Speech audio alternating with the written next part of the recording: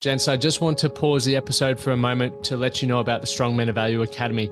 You will have heard me refer to it a number of times, and I want to bring more attention to it. So this isn't just a program, it's a life-changing environment and community of men who are focused on personal and professional growth. We're looking at areas of relationships, wealth, and health, things to help you thrive and maximize your life.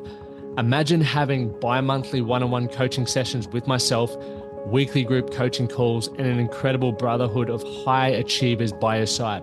Now we're diving into resilience, leadership, and holistic growth to not just succeed in your career, but to thrive in your health and your relationships.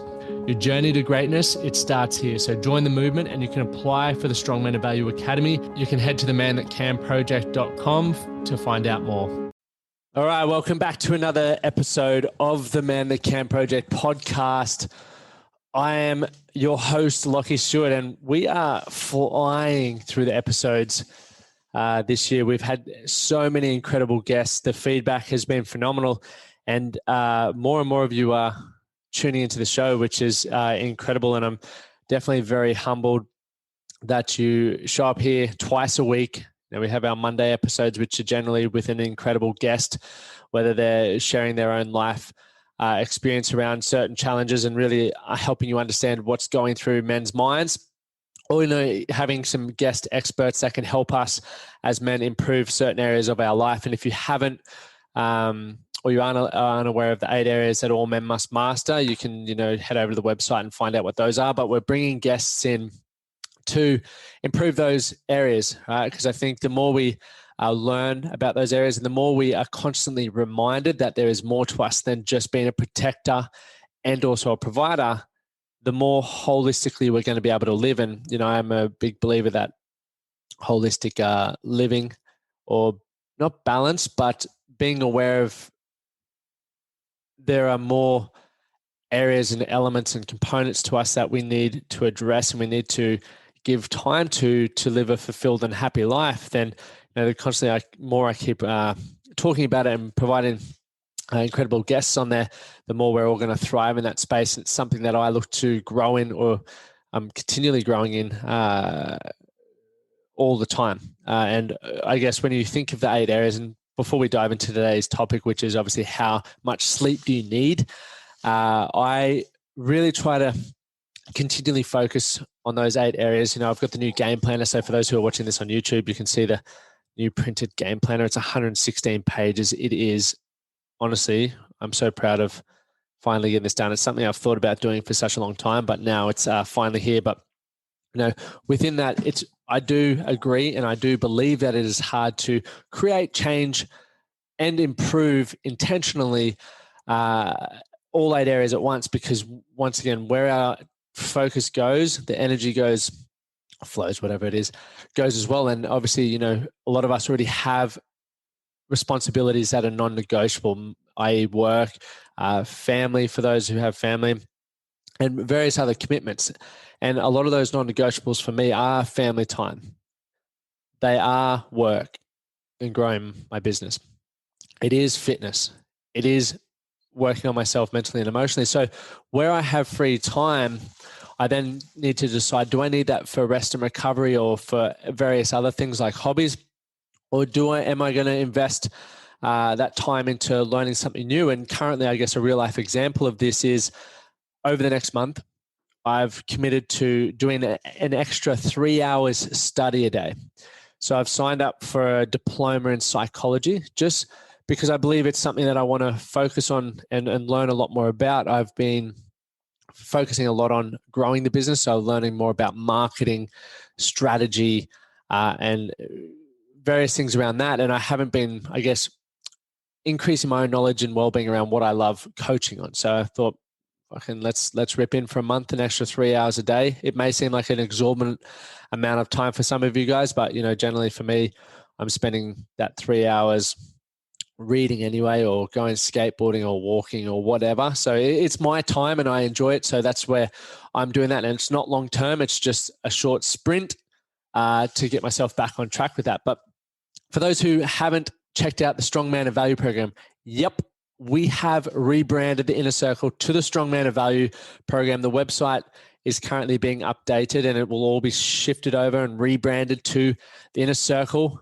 Why have we done that? Well, because one of the big components is muscle, right, and fitness.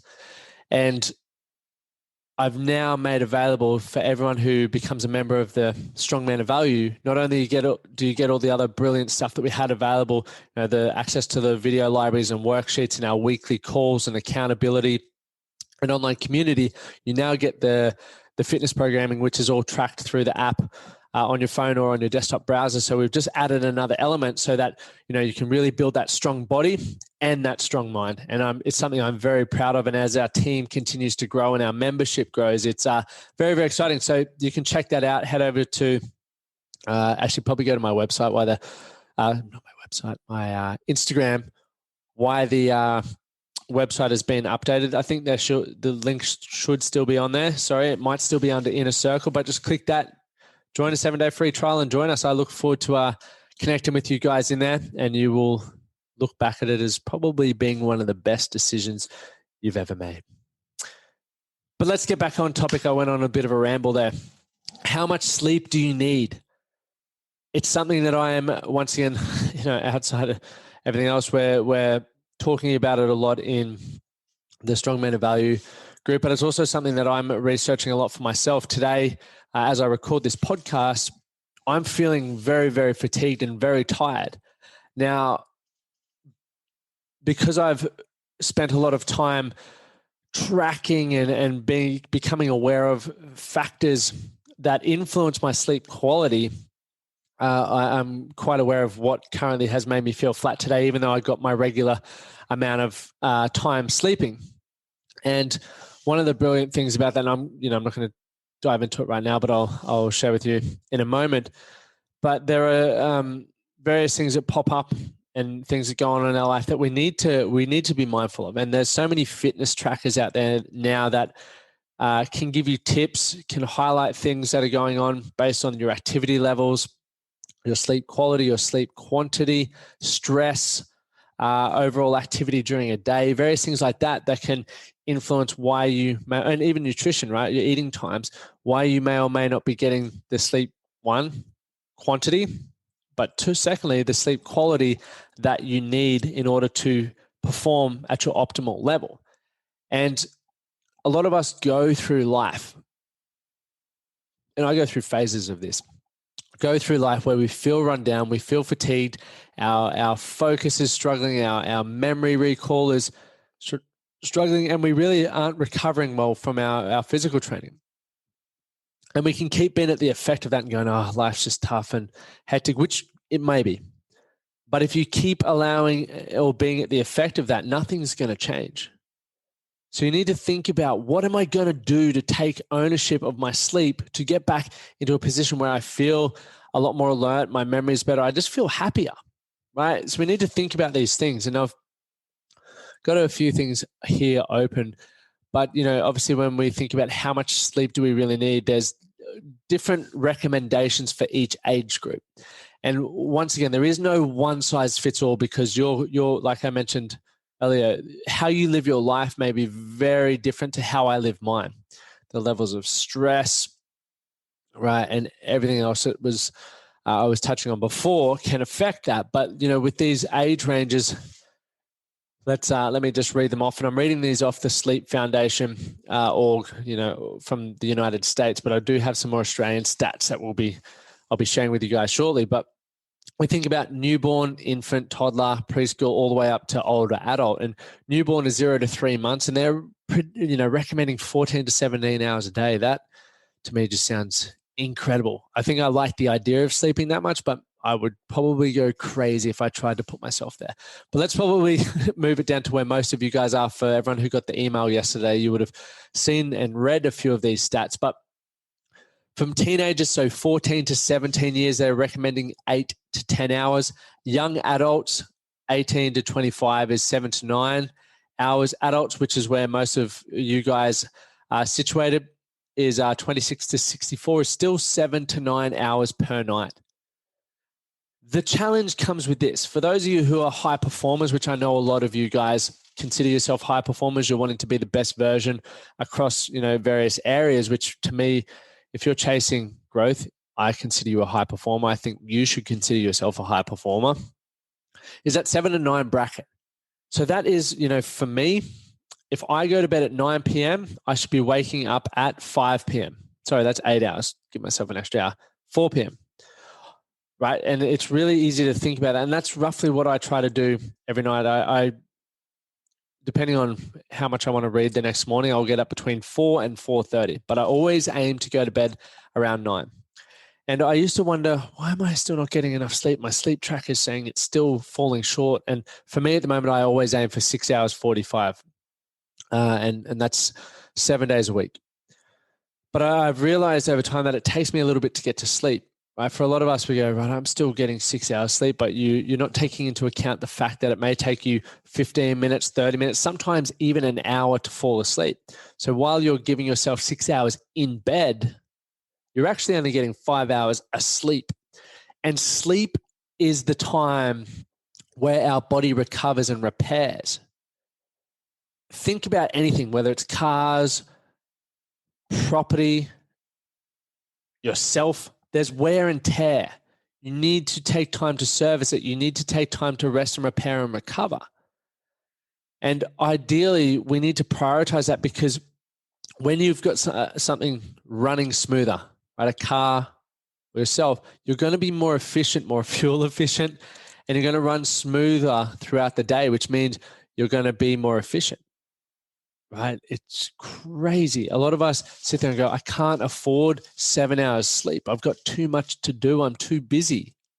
I'm guilty of it. I'm sure you're guilty of it.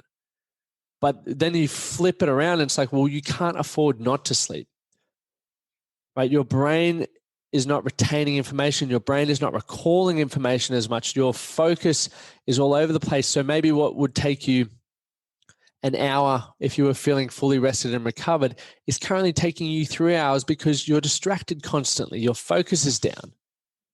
Right? So we need to keep reminding ourselves that, and it's something that I think more and more I'll be, as I decrease my face-to-face hours with people, I'll be, allowing myself that extra hour sleep, as much as I really enjoy getting up at 4:30. And I hate, hear me out here.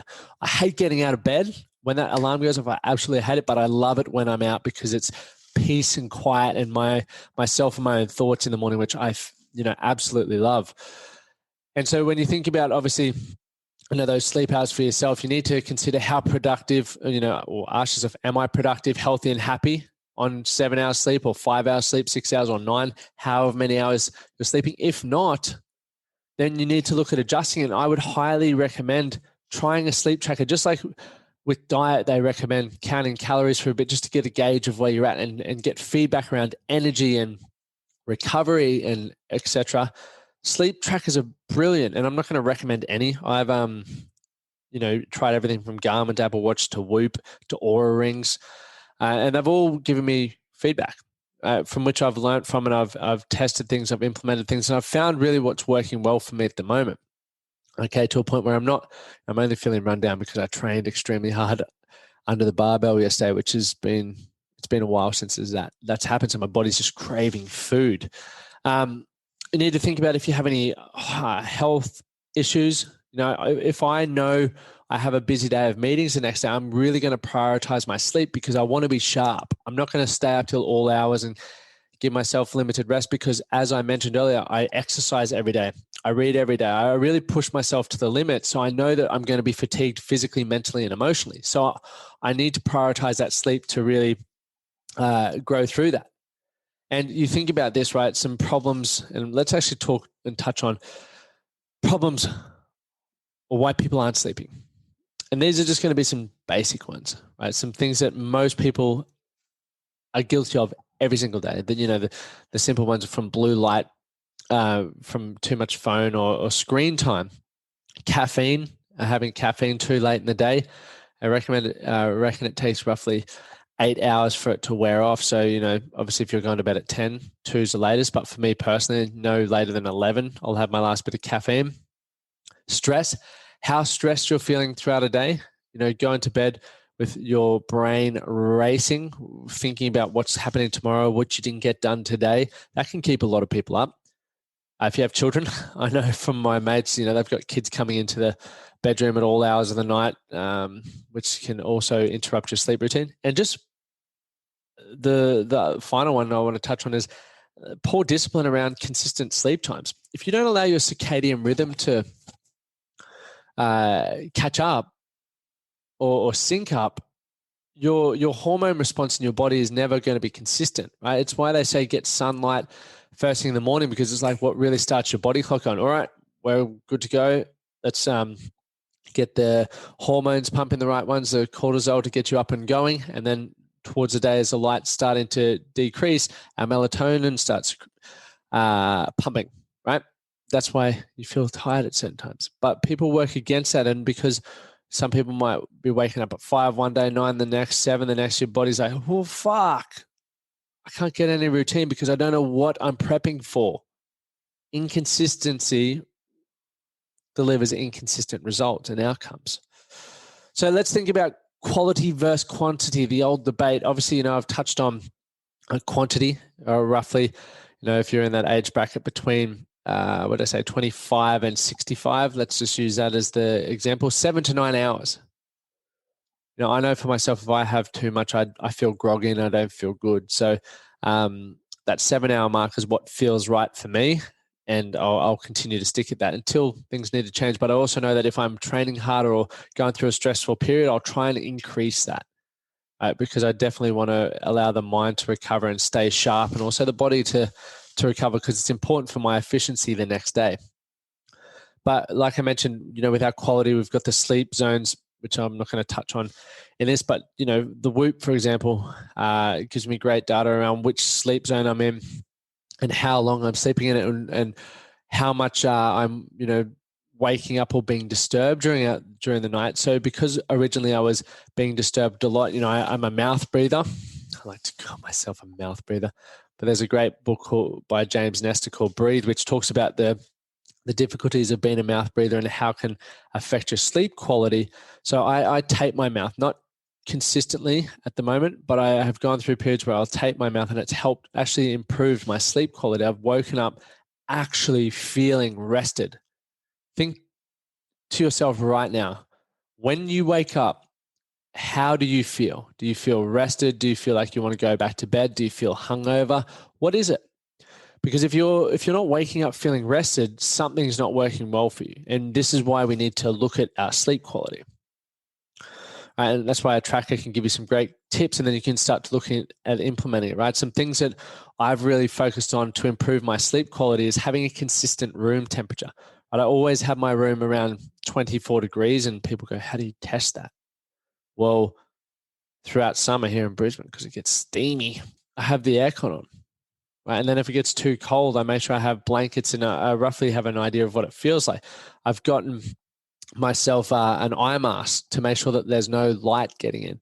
I don't have a bedside clock. I have my face phone down on airplane mode, so it's not buzzing and vibrating, right? And that works really well for me. I love having fresh sheets, so I'll wash my sheets every 5 days because it helps with my sleep. So think about what would you need to improve in your room to improve your sleep quality. And think about this: sleeps or beds are for two things. You got the first one, you're probably going, fucking oath, it's for that. But secondly, it's sleep. Right? You don't want to be sitting in there reading. You don't want to be sitting in your bed, sitting on your phone, because you want your brain to go, okay, when I hit the bed, one of two things is happening. Right? And depending on how lucky you are, no, I'm kidding. But one of two things is happening. That's what you want. If you're going to stay up and read, or if you want to stay up and sit on your phone, go out of the bedroom. And they talk about this in Sleep Smarter. I can't remember the name of the book off the top of my head, but it's a really good book.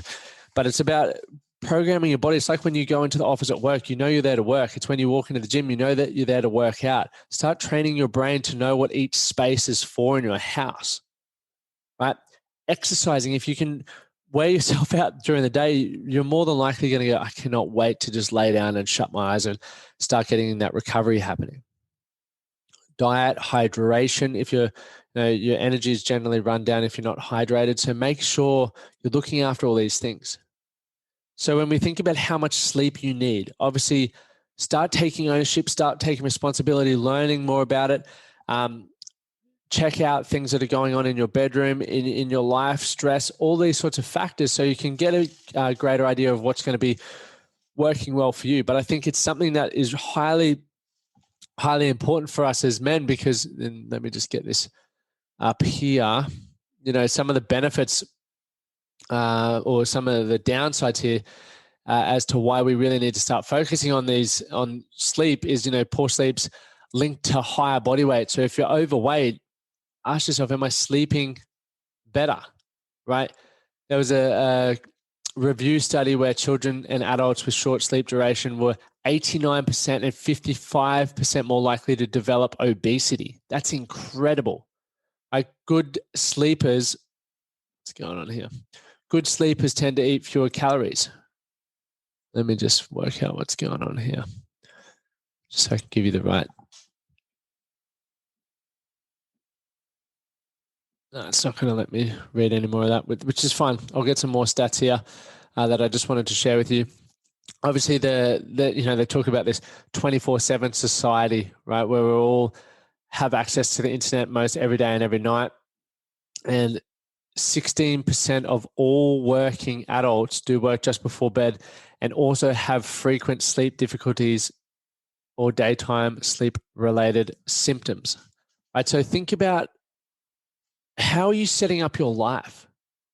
It's really, really important to consider the stress that you put yourself up, the lifestyle things, what you're saying yes to, what you're saying no to, even what you do for work. I hear so many people be at the effect of their job, but it's like, you're the one who chooses to do that. If you want to take ownership, if you want to feel happier, if you want to feel more fulfilled, if you want to have a strong mind and a strong body, health is definitely, obviously. Sleep is one of those things you need to start being mindful of. Sleep is one of those things that you need to start prioritizing. And if there are things that are being detrimental to that, take ownership to improve it. Right? Sleep problems have a major effect on work performance. I know clients that don't show up to sessions because they're tired. This is an Australian one from sleephealthfoundation.org.au. In the past month, 17% of people have missed work because they were sleepy, and 17% have also fallen asleep on the job. That is insane. Think your quality of life, you're walking through the day, how much are you missing? How much of your true self are you not giving because you're tired? It's freaking mind-blowing. So these are things to improve on, and I hope you got some value from this, and I will do more content on sleep within the free Facebook group. So make sure you dive into the free Facebook group and you'll see some posts, or even on Instagram, you can follow there. But guys, if you love these episodes, please share them, tag at Lachlan Stuart, at the Man That Can Project on your social media so I can see them, and even hit the subscribe or follow button on whichever one so you never miss another episode. Thank you guys for tuning in, and I'll see you on the next episode. Thank you for listening to the Man That Can Project podcast. My name is Lachlan Stuart, and I hope you enjoyed this episode and found it helpful. If you did, please take a moment to rate and review the Man That Can Project on your favorite podcast platform. And don't forget to subscribe to stay up to date with our newest episodes. We'll see you again next time.